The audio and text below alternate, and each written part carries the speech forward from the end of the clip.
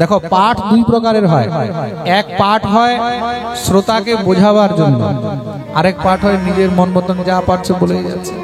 শ্রোতা বুঝুক না বুঝুক বলে हमको कोई लेना देना नहीं है। প্রেম সে বলো। এক হয় পাঠ করেই যাচ্ছে, কিন্তু কি পাঠ করছে, মানুষ বুঝলো কিনা, মানুষের ভিতরে ঢুকলো কিনা, ওইসব দিয়ে কোনো লেনা দেনা নেই। তা সার্বভৌম ভট্টাচার্য বুঝিয়েই যাচ্ছেন। এইগুলো কি হয়, যারা অতি জ্ঞানী হয় না, অতি জ্ঞানী, অতি জ্ঞানী কি মনে করে, এরা সাধারণ মানুষ, এরা কি বুঝবে, আমি আমার তত্ত্ব ব্যাখ্যা করেই যাই। এমন তত্ত্ব ব্যাখ্যা করতে গিয়ে তখন সাধারণ ভক্তদের কোনো লাভ হয় না। তার জন্য সহজভাবে সরসভাবে যুক্তিসঙ্গত দৃষ্টান্ত ইত্যাদি দিয়েই তখন শ্রোতাকে বোঝানো উচিত। তা তুমি রোজ আমাকে বেদান্ত অধ্যয়ন করাচ্ছ, বেদান্ত তুমি আমাকে পড়াচ্ছ, কিন্তু এই বেদান্ত উপনিষদ তুমি শুধু নিজের কল্পনার মধ্যে যা অর্থ করে রেখেছো তাই বোঝাচ্ছ, আসল অর্থ তুমি এখনো বোঝাতে পারোনি। কেন? তুমি নিজেই আসল অর্থ এখনো বুঝতে পারোনি। খুব মন দিয়ে শুনবে, এই সংসারের মধ্যে যেটা মুখ্য অর্থ, মুখ্য অর্থকে বোঝা বহুত কঠিন। শাস্ত্রের বাস্তবিক অর্থ বোঝা অনেক কঠিন। তা শাস্ত্র যা বলছে সেটাকে প্রমাণ অনুসারেই মানা উচিত। খুব মন দিয়ে শুনবে, শাস্ত্রের কথাই হলো একমাত্র প্রমাণ। আর শাস্ত্রকে নিজের মন মতন করে কখনো ব্যাখ্যা করতে নেই। মানুষ কি করে, মানুষ শাস্ত্রকেও নিজের মন মতন করে ব্যাখ্যা করে। এরকম গীতার মধ্যে এক জায়গায় শ্লোক আছে, ত্বয়া চাপি ময়া চাপি। এক জায়গায় শ্লোক আছে, ত্বয়া চাপি ময়া চাপি। এখন তার অর্থ কি? তা একজন গীতা পড়াচ্ছে, পাঠ করছে, তা পাঠ করার মধ্যে যখন শ্লোক এসছে ত্বয়া চাপি ময়া চাপি, তো ত্বয়া চাপি ময়া চাপি আসতেই তখন তিনি কি বলছে, সহস্রোতাদেরকে বলছে, ভগবান বলছে ত্বয়া চাপি অর্জুনকে, অর্জুন তুইও চা খা, আর ময়া চাপি আমিও চা খাই। ভগবান অর্জুনকে বলছে ত্বয়া চাপি তুইও চা খা, আর ময়া চাপি আমিও চা খাই। তাহলে একটা কাজ করুন, 2 মিনিট আপনারাও চা খেয়ে নেন, 2 মিনিট আমিও চা খেয়ে। প্রেম সে বলো। তা অর্থকে কোনো মতেও অনর্থ মানুষ যদি চায় তাহলে করতে পারে। এরকম ত্বয়া চাপি ময়া চাপি ব্যাখ্যা করে কোনো লাভ নেই। তাহলে বলে যেটা যুক্তিসঙ্গত অর্থ সেটাই কিন্তু বোঝানো উচিত। মনে রাখবে, প্রমাণ 3 প্রকারে হয়। মহাপ্রভু এখন বলছেন, উপদেশ করছেন সার্বভৌম ভট্টাচার্যকে, প্রমাণ 3 প্রকারে হয়। 3 প্রকারের প্রমাণ কি কি? বলে প্রত্যক্ষ, অনুমান আর শ্রুতি বাক্য। 3 প্রকারের প্রমাণ এই সংসারে রয়েছে। সবার মনে থাকবে তো? কত প্রকারের প্রমাণ? প্রমাণ হলো 3 প্রকারের। 3 প্রকারের প্রমাণ কি কি? প্রত্যক্ষ, দ্বিতীয় হলো অনুমান, আর তৃতীয় হলো শ্রুতি বাক্য। শ্রুতি বাক্য মানে শাস্ত্রের কথা। অনেক সময় কি হয়, প্রত্যক্ষ প্রমাণ। তা প্রত্যক্ষ প্রমাণ কি? প্রত্যক্ষ প্রমাণও অনেক সময় ভুল হয়ে যায়। অনেক সময় প্রত্যক্ষ প্রমাণও ভুল হয়ে যায়। আমরা সামনে যা দেখছি,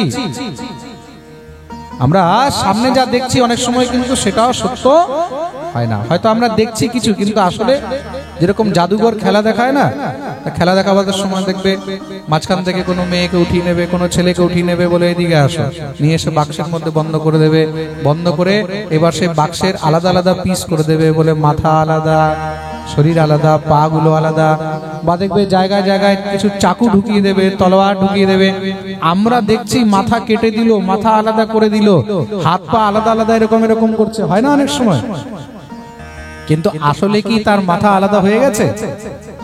তার হাত পা কি কেটে দেওয়া হয়েছে? মাথা কেটে দিলে, হাত পা কেটে দিলে সে বাঁচবে? কিন্তু আমরা দেখছি, দেখেও আমরা মনে করছি সত্যই তো মাথা আলাদা। এটা কি? এটা হলো প্রত্যক্ষ অনুমানের মধ্যে মতিভ্রম। এটাকে বলা হয় মায়াজাল, ইন্দ্রজাল। কি বলা হয়? মায়া। তার সামনে দেখছি কিন্তু দেখেও সেটা সত্য নয়। তা অনেক সময় যা দেখছি সেটাও সত্য হয় না। খুব মন দিয়ে শুনবে, কিন্তু আমরা যে চোখে দেখলাম, সেই চোখে দেখে যেটা আমরা দেখছি সেটা যে সত্য কখনো নয়। আমরা চোখে যেটা দেখছি সেটা অনেক সময় মিথ্যাও হতে পারে। প্রেম সে বলো। তার জন্য কোনো সময় কোনো জিনিসকে বিশেষ গভীরে গিয়ে না বুঝে হঠাৎ করে দেখে তার নির্ণয় নিতে নেই। প্রেম সে বলো। চোখে আমরা অনেক কিছু দেখি, কিন্তু চোখের মধ্যে দেখেও অনেক সময় অনেক জিনিস সত্য হয় না। তার জন্য প্রত্যেক বিষয়কে জানতে হলে তার গভীরে যেতে। দ্বিতীয় হলো অনুমান। অনুমান কিরকম? অনেক জায়গায় আমরা দেখছি ধোঁয়া উঠছে, তা ধোঁয়া দেখে কি মনে হয়? বোধহয় আগুন লেগেছে, তাই তো? ধোঁয়া দেখলে কি মনে হয়? আগুন লেগেছে। কিন্তু অনেক সময় আমরা কাছে গিয়ে দেখছি ওখানে আগুন টাগুন কিছু না, আগুন টাগুন কিছুই নেই। হয়তো ওইখানে কোনো সময় কোনো ধুলাবালি পড়েছিল, সেই ধুলাবালি কে উড়িয়ে দিয়েছে, ওটাই উপরে উঠছে, তাই তো? অনেক সময় যেটা আমরা অনুমান মনে করি বাস্তবে সেটা হয় না। তার জন্য মনে রাখবে, অনেক সময় দূর থেকে আমরা ধোঁয়া মনে করছি, ধোঁয়া নয়, সেটা হয়তো কোনো কুয়াশা বা কোনো মেঘও হতে পারে। তা সব জিনিস অনুমানেও সত্য হয় না। অনেকের বিষয়ে আমরা অনুমান লাগিয়ে নিচ্ছি, এই তুমি এটা এরকম এরকম করেছো কেন? বলে না না আমি বুঝতে পেরেছি তুমি এরকম করেছো। সেখানে কি হয়? সেখানে সম্পর্ক অনেক তাড়াতাড়ি নষ্ট হয়ে যায়। প্রেম সে বলো। তা সম্পর্ক যদি ঠিক রাখতে হয় সেখানে আবল তাবল যা তা অনুমানও লাগাতে নেই। আর তৃতীয় হলো শ্রুতি বাক্য। শ্রুতি বাক্য মানে শাস্ত্রের প্রমাণ। তা তিনটির মধ্যে শ্রেষ্ঠ কি? তিনটির মধ্যে শ্রেষ্ঠ হলো শ্রুতি বাক্য। শাস্ত্র যা বলছে সেটা কখনো মিথ্যা হয় না। শাস্ত্র হলো আমাদের মাতৃস্বরূপা। যেরকম মা যদি ছেলেকে বলে যে এটা তোর বাপ, ছেলে কখনো সংশয় করে? মা বলেছে এটা তোর বাপ, সেদিন থেকে বাবা বাবা ডাকা শুরু করে দেয়। করে দেয় কিনা? কেন? বলে মা বলেছে এটা তোর বাপ, মা বলেছে মানে এটা গ্যারান্টি আছে। তো মায়ের কথায় কখনো সন্তান সংশয় করে যে এটা না না আমার বাপ নয়? মা যদি বলে যে এটাই তোর বাপ, এটাই তোর বাপ, তাহলে তাকে মানতেই হবে যে এটাই আমার বাপ। কেন কি? মা বলেছে, কেন কি? মা জন্ম দিয়েছে, মা জানে যে আমার পিতা কে। যেরকম মাতৃ বাক্যে কোনো সংশয় হয় না। যেই সন্তান নিজের মায়ের বাক্যে সংশয় রাখে সেই সন্তানকে জারজ বলা হয়। কি বলা হয়? জোরে বলো। জারজ বলা হয়। প্রেম সে বলো। তার জন্য মাতৃ বাক্যে কখনো সৎ সন্তান, কখনো ভালো সন্তান সংশয় করে না। কোনো সময় মাকে গালি দেয় না। মা বলেছে এটা তোর পিতা, মানে মেনে নেওয়া হলো এটা আমার পিতা। কারণ মা বলছে তার মানে এটা প্রমাণ। তদ্রূপ হলো শ্রুতি, তদ্রূপ হলো শাস্ত্র। শাস্ত্র যদি বলছে যে এটাই হলো এই কথা, শাস্ত্র যদি বলছে এই কাজ এইভাবে করবে, তার মানে সেইভাবেই করা উচিত। প্রেম সে বলো। তার মানে তাকে সেইভাবেই করা উচিত। শাস্ত্র যদি বলছে স্ত্রী জাতিকে শালগ্রাম শিলা সেবা করতে নেই, তার মানে করতে নেই। শাস্ত্র বলে দিয়েছে মানে এটা হলো আমাদের জন্য বাক্য, এটাই হলো প্রমাণ। তার মধ্যে তর্ক করার কোনো প্রয়োজন নেই। স্ত্রী জাতি শালগ্রাম সেবা করিবে না, শাস্ত্র বলেছে, তা সেটা আমাদেরকে মানতে হবে। কেন?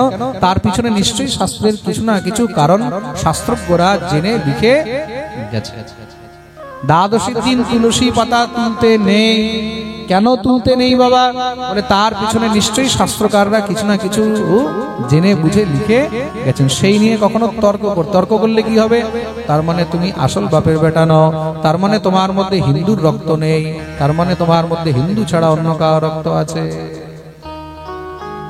সনাতন ধর্মের শাস্ত্র বাক্যের উপরে যদি কোনো সনাতনী হিন্দু ধর্মের সন্তান যদি তার মধ্যে সংশয় করে, তার মধ্যে আঙুল তুলে না না এটা এইভাবে কেন, এটা এইভাবে কেন, তার মানে বুঝে যেতে হবে সে হিন্দুর বাচ্চা নয়। প্রেম সে বলো।